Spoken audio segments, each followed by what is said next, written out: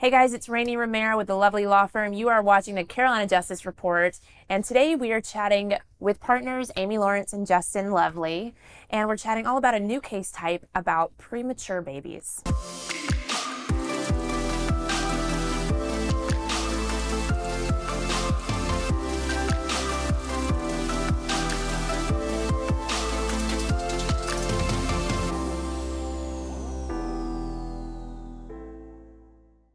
Yeah. So, Justin, you said between 50 and 40% of these preemies die. What are you able to do to kind of help look into this? Because as new moms, we obviously don't know to not look for that. We trust these companies to know for us of what's going to be safe or not safe. So how are you able to kind of help folks? Yeah, so what we're investigating, you're right. 15, some studies, 15 as high as 40%, if they have NEC, they're going to pass away, which is going to be devastating to a family. Oh, yeah. Okay. If they live, they're going to have gastrointestinal issues for the rest of their life. And I mean, those are things that when we look at those kind of cases and we say, what would a life care plan be for that? I mean, we're talking millions of dollars.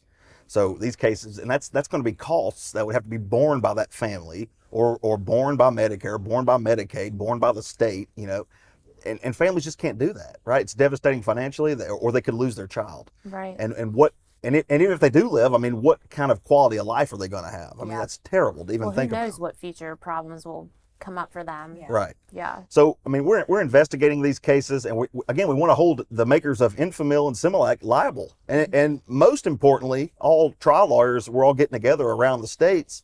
We want this off the market. Mm-hmm.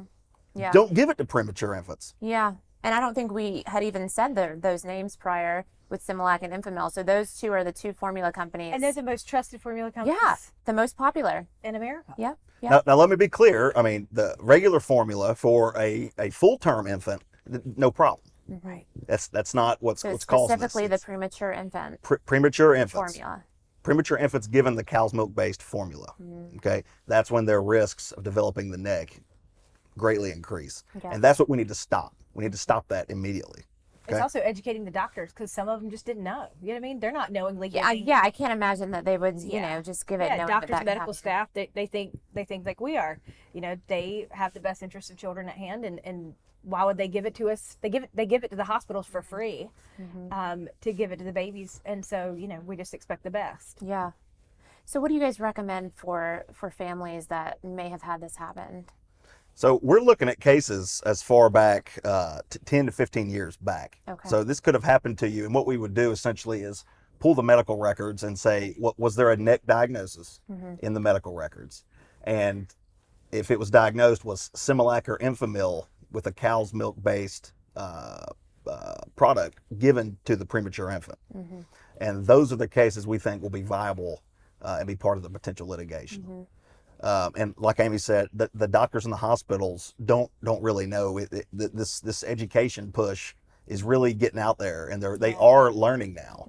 But they need to understand: do not give those cow-based formulas to premature, and it cuts the risk. Sure. And it could solve the problem. Well, and this is great education for moms too, to be on the lookout, because so many times you have to be your own advocate for stuff like that. Absolutely. Yeah. So, and any kind, and also it may have been NEC, but these moms are so, I mean, the blinders are on, they're shocked. They're not remembering what the actual diagnosis was. So if it's any kind of deceased premature infant, we want to look at that case for them. And there may not be a case, but we would definitely dig into it for them. And if there was a necrotizing enterocolitis diagnosis, and we know that Similac or Enfamil was given to the premature infant, that is a case that could qualify that we would investigate for them. Absolutely. This makes me think also, and I just want to speak to all the women out there who breastfeed and have this ample supply. I wasn't one of the lucky ones that have the ample supply, but I tell moms all the time that if you have extra breast milk, please donate it to these breast milk banks, because it is so helpful when we're talking about premature babies in hospitals, because they need it so badly. And I really push that if you have extra, you donate it. Please don't let it go to waste, because that is liquid gold. It really is. Really is. And so many, even without the hospital, so many moms that can't produce enough, that could use that for sure as well. We always find more benefits of breast milk, right? Oh, absolutely. And that's not to shame anybody who doesn't, but if you have it, please share it if you have extra. Of course. Well, thank you both for chatting about this.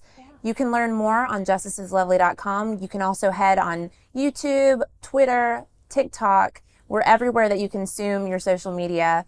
Thank you so much for watching today for the Carolina Justice Report. You can watch more episodes. We're dropping new episodes every Tuesday at 2 p.m. We'd love for you to stick with us. Thanks for watching.